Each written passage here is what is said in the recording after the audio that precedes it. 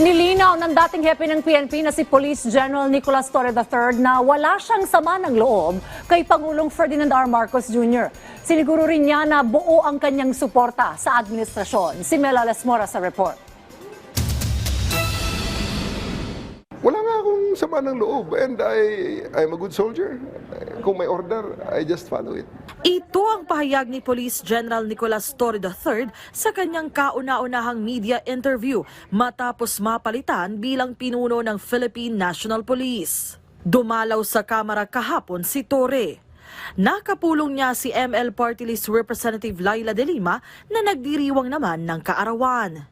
Si De Lima ay kilalang kritiko ni dating Pangulong Rodrigo Duterte, habang si Torre naman ang nag-aresto kay Digong bago dalhin sa dahig. Ma'am, cake delivery po.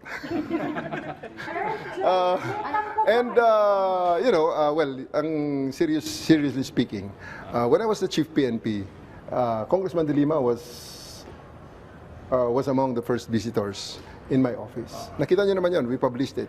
She visited me and we talk about things. So sa ngayon, I just reciprocated the gesture. Ayon kay Torre, nakalive siya ngayon at pinagninilayan pa niya ang mga nangyari sa kanya. Pero pagtitiyak niya, wala siyang sama ng loob kay Pangulong Ferdinand R. Marcos Jr. at maging kay DILG Secretary John Vic Remulla. Look at me straight in the eye. Do I look like somebody who is bitter? I've been an officer for more than 30 years. This is not the first time that this happened in my career, okay?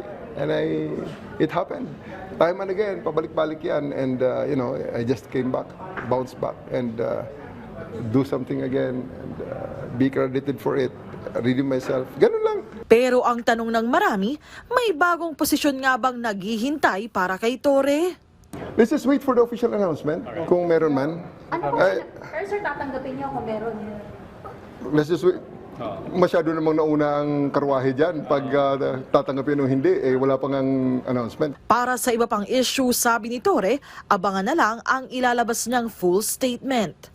Mela Lesmoras para sa Pambansang TV sa Bagong Pilipinas.